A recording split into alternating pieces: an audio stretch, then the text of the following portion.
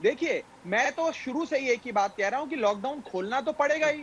आज अगर किताब की दुकान के बाहर भी भीड़ लगती है, तो उसपे भी ताला लगाना पड़ेगा। ठीक है। राशन की दुकान पे लगती है, तो वहाँ पर भी नियंत्रण पाना पड़ेगा। तो हम तो इसी विचारधारा के हैं कि सोशल सारी डिस्टेंसिंग का, गलती 2 गज की दूरी का केंद्र पालन हो। सरकार और दिल्ली पुलिस की है राघव चड्ढा जी? सारी देखिए, गलती केंद्र सरकार और दिल्ली पुलिस की है? बहुत गिले-शिकवे होंगे, उनको भी हमसे और हमको भी उनसे।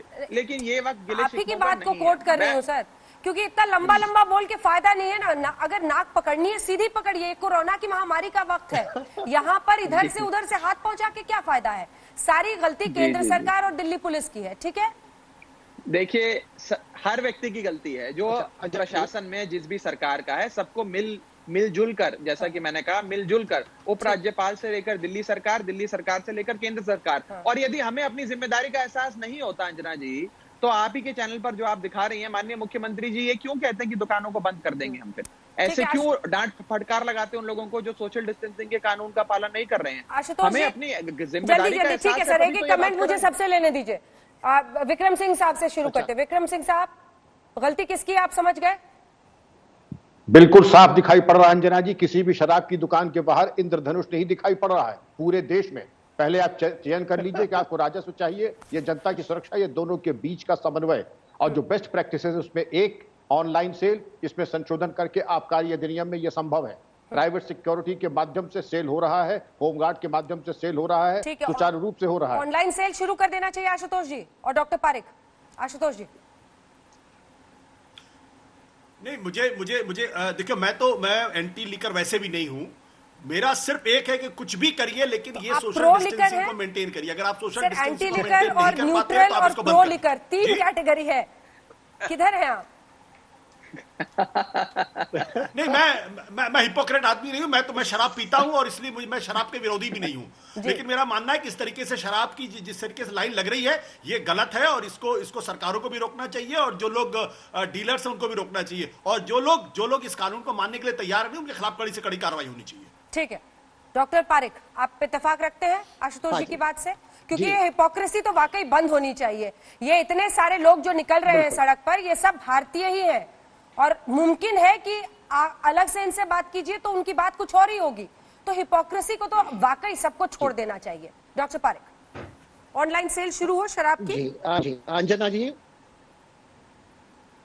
हाँ हो सकती है, लेकिन अंजना जी मैं प्रो जिंदगी और एंटी डिजीज हूँ एक डॉक्टर तरीके से। और हम लोग जो भी चर्चा कर रहे हैं ना, ये सब सिम्टम्स की चर्चा हो रही है। जो मूल्य कारण है उसके बारे में हम लोग ने ज्यादा चर्चा नहीं की है, थोड़ी तो की थी। और ये है कि हमारा कारण क्या है, इकोनॉमिक्स। अभी मैं इकोनॉमिक्स नहीं हूँ, डॉक्टर हूँ, लेकिन इतना मैं समझ सकता हूँ कि जितना भी पैसा आपको रेवेन्यू से आएगा शराब बेचकर, उससे कई गुना ज्यादा आपका खर्चा होने वाला है लोगों के ट्रीटमेंट पर, हॉस्पिटल्स पर, दवाई पर। तो ये मैं बैलेंस तो नहीं समझ पाता हूँ। और दूसरा मैं क्या देख रहा हूँ अंजना जी, जब शराब की बात ही होती है तो कितना शोर होता है, लोग जोर जोर से बात करते हैं। जब शराब पिएंगे तो और क्या हो सकता है? तो हाँ, बहुत सारे उपाय है, ऑनलाइन हो सकता है, ठीक है, लेकिन उसके पहले हमको करना चाहिए। ठीक है जीवीएल साहब, जल्दी से अपना कमेंट कीजिए, ब्रेक का टाइम हो रहा है, फिर मैं गिरी साहब के पास जाऊंगी। जीवीएल साहब।